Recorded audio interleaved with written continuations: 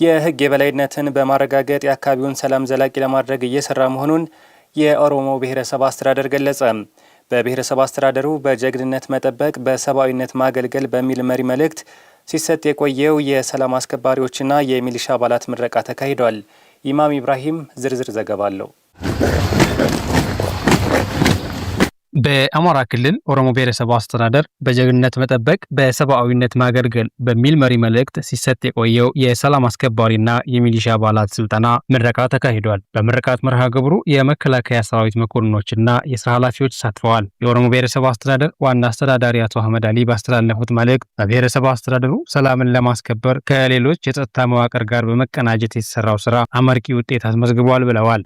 እናንተ ከህዝብ የወጣችሁ የህዝባችሁን ሰላምና ጸጥታ ለማረጋገጥ በየግንባሩ ሀገር በመጠራ ሁሉ ስትሰልፋችሁ የሀገራችሁን የኢትዮጵያን ዳር ድንበር ጭምር ከሚያስከብሩ ጀግና ሀገር መከላከያ ሰራዊት ጋር ደማቅ ታሪክ ጽፋችሁ የደረሳችሁ ናችሁ።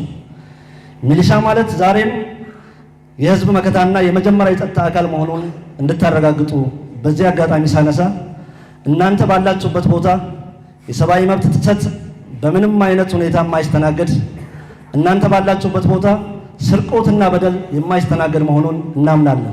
በብሔረሰብ አስተዳደሩ የህዝብን ሰላም የሚያደፈርሱ አካላት ላይም የህግ የበላይነትን የማስከበር ስራ ተጠናክሮ እንደሚቀጥል ገልጸዋል።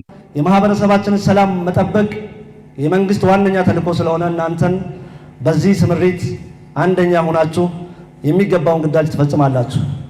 ህዝባችሁን በህግና በፍትህ ብቻ ማገልገል ይጠበቅባቸዋል።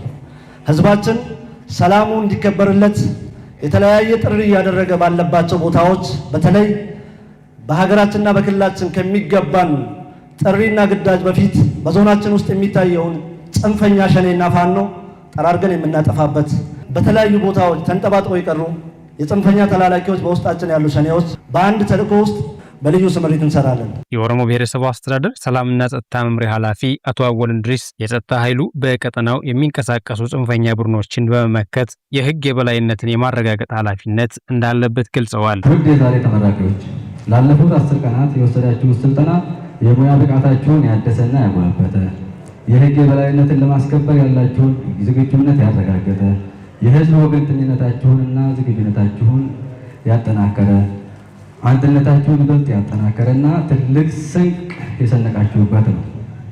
አሁን ያለንበት ወቅት የሚጠይቀው ማንኛውም የጸጥታ ስጋት በብቃት መመከት የሚችል ኃይል ነው። እናንተ ደግሞ በዚህ ሁሉ ተምሳሌትና ግንባር ቀደም አለኝታዎች ናቸው። ተመራቂ ሰልጣኞች በበኩላቸው ያገኙት ስልጠና ለብሔረሰብ አስተዳደሩ ሰላም ትልቅ አስተዋጽኦ እንደሚያበረክት በመግለጽ የተጣለባቸውን አደራ በታማኝነት ለመወጣት ዝግጁ መሆናቸውን አረጋግጠዋል። እዚህ በስልጠናው እኔ በበኩሌ የራሴ አለ ብዙም ሰው የወሰደው አለ። በተማርነው አማካኝነት መሰረት ለህዝባችን ለማገልገል ለሀገራችን ቁመናል። ከእርስ በርስም ብዙ ልምድ ማቀያየርም ተወስዷል። ስልጠናም ለመጥሩ ምርጥ ስልጠና በክልል ድጋፍ ሲሰጥ የነበረ በጣም ምርጥ ስልጠና የነበረ ነው። ተነሳሽነታችንም በጣም በዛ ልክ የላቀ ነበር።